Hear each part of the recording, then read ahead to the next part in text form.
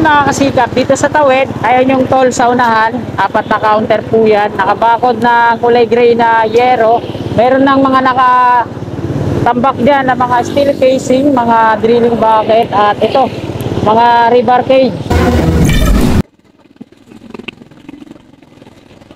I-drill na rin sila sa part na to, kaya napakalaking ano nila, no? Ayan o, may nakatirik na dito na rebar, napakataas. Round siya, hindi kasi kagaya na ito na square. Sinimulan ko to, walang naniniwala sa paligid ko. Ano? Magandang umaga mga kasikap, magandang umaga Luzon, Visayas at Mindanao. At maging sa mga kababayan natin dyan sa abroad, magandang umaga po sa inyong lahat. Nandito po tayo sa may Plaza Azul at patungo po tayo ngayon doon sa may Skyway Stage 3 on ramp to south, no? Dito sa Osmeña Highway. At ayan yung update natin. Nakita ko nung nakaraang daan ko dito, meron na nakatirik na rebar cage para sa pier. So ayan po yung titingnan natin at check natin kung ano na yung progress, no. Ngayon po ay araw ng Sabado, ika-27 ng Abril taong 2024 at ika-7 na po ng umaga. So pabaybayin natin to, tapos kakanan muna tayo dyan sa may off-ramp naman to UN Avenue, titingnan natin, tapos dun sa may toll, tapos tsaka na tayo U-turn sa may San Marcelino Street, pabalik na dito sa Osmeña. So ano pa inaantay natin? Tara, let's go!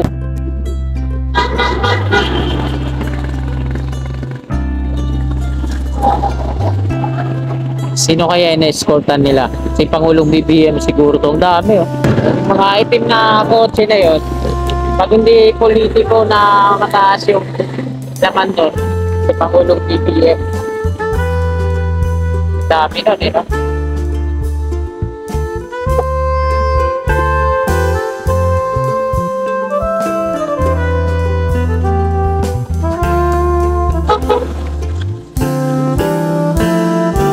Aakyat sila dito sa Skyway Stage 3.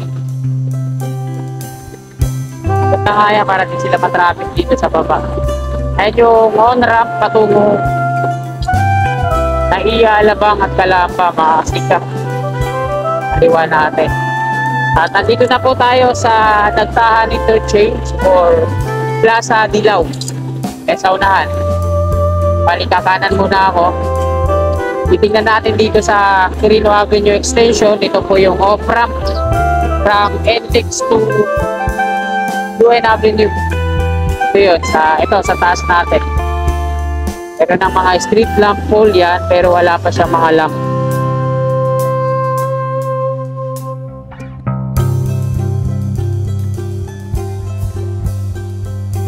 Alay natin, bigla na lang magkaroon ng progress dito. Mas maganda na ipapakita ako sa inyo.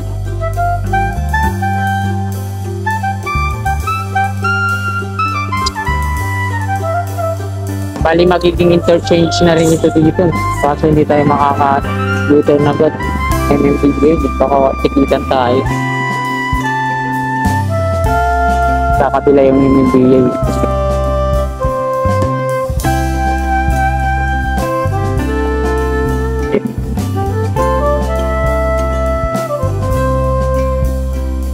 So, ayan. Ngayong araw na ito, araw ng Sabado, April 27, wala pang progress yung off-ramp UN. Ayan naman yung off-ramp mula dito, pababa dun sa southbound ng Quirino Avenue, galing NLEX.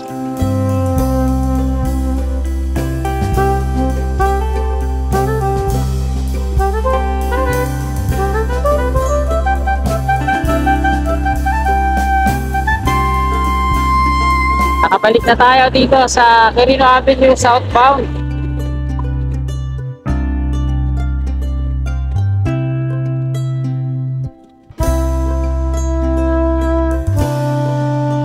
Pedro Hill Street, patungong Santa Ana, Manila. Ayan o. Progreso.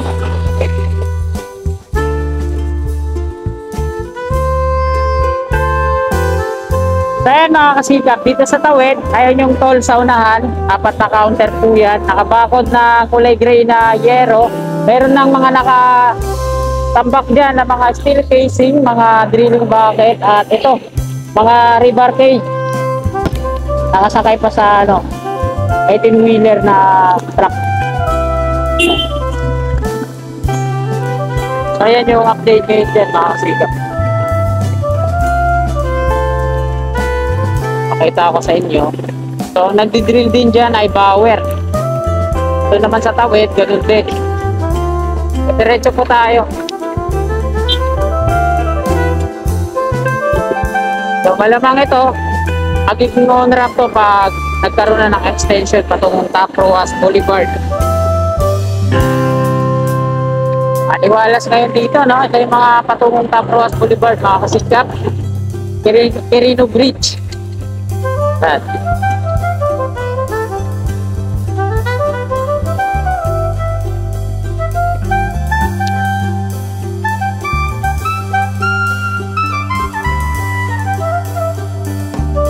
Dami ng vandals dito. Ito yung mga pinuform nila na box convert. Ang Ininaw Street. At ito yung ilalim ng rampa. May mga pangilan-ilan pa rin mga basura na nakakalusot sa loob. Nahagis siguro yung patungo doon. At ito na yung on-ramp at off-ramp. Ito yung toll ng off-ramp. Dalawang counter po yan.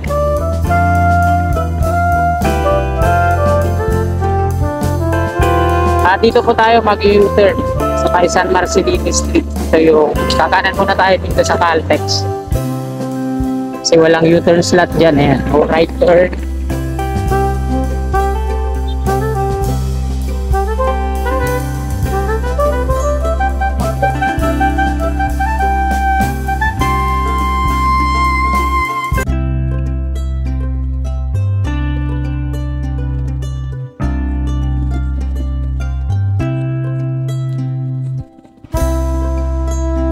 So, yung construction ng yan sa unahan, yung pag-aayos ng mga pavement, ay dito na sila sa kanan, sa gilid. So, dito na naman dumadaan sa inner lane yung mga turista. Tapos dito sa patungong Quirino Station ng LRT1, iba sila nag-uumpisa, tinatapos muna nila doon sa kabila. Okay. Eastbound.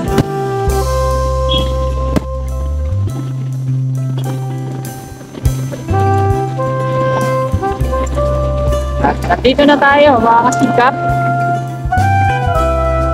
Eastbound na po tayo. At ito, pakita ko ulit yung on-ramp at off-ramp. So sakto may nag-exit. Walang tao no? At ito naman yung on-ramp. Bawal dyan yung mga jeepney, close van, motorcycle na bababa sa 400cc. At dito nagkakaroon din sila ng construction na yun. Grabe, lakas ng bulwak ng tubig. Kala ko mga construction workers, yung mga street wheelers pala yan dyan, maliligo. Swimming. Ito yung dulo na station patungong Top Roas Boulevard yan. Narangan yung dulo.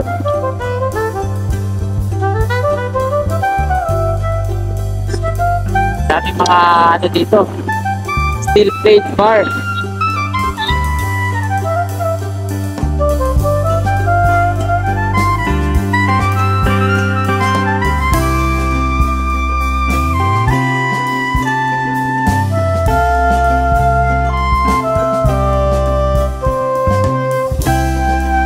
At ito na yung on-ramp patungong south.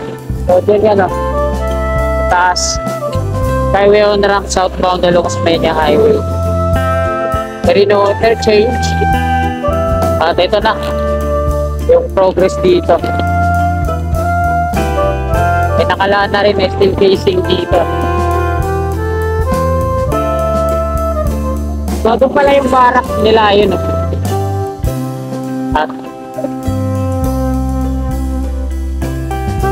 i-drill na rin sila sa part na to. So yung napakalaking ano nila, no? Ayan may nakatirik na dito na T-bar, napakataas. Round siya, hindi kasi kagaya na ito na square. At nag-drill na rin sila dyan. So tinanggal ulit yung mga concrete barrier sa part na to, patungo doon.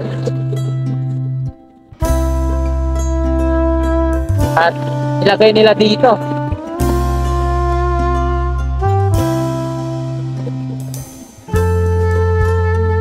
lagyan na rin nila ng palatandaan.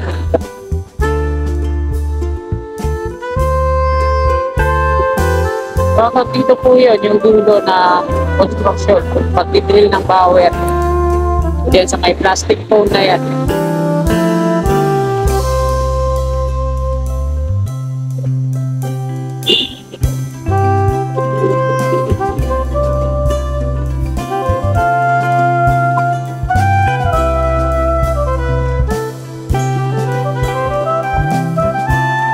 Ayan mga kasikap, dito na po nagtatapos tong update natin dito sa on-ramp to south along Osmeña Highway. Maraming salamat po sa panonood at sa mga kasikap natin na patuloy na sumusuporta sa akin. Maraming salamat po. Bago na po sana alisanin itong video na to, palike na lang po. At sa mga kasikap natin na willing pa na sumuporta sa akin, ito yung mga hindi pa nakakapag-subscribe. Click lamang po natin subscribe button dyan sa baba sa gawing kanan at yung katabi nito. Maraming salamat mga kasikap. Magandang umaga at God bless po sa ating lahat.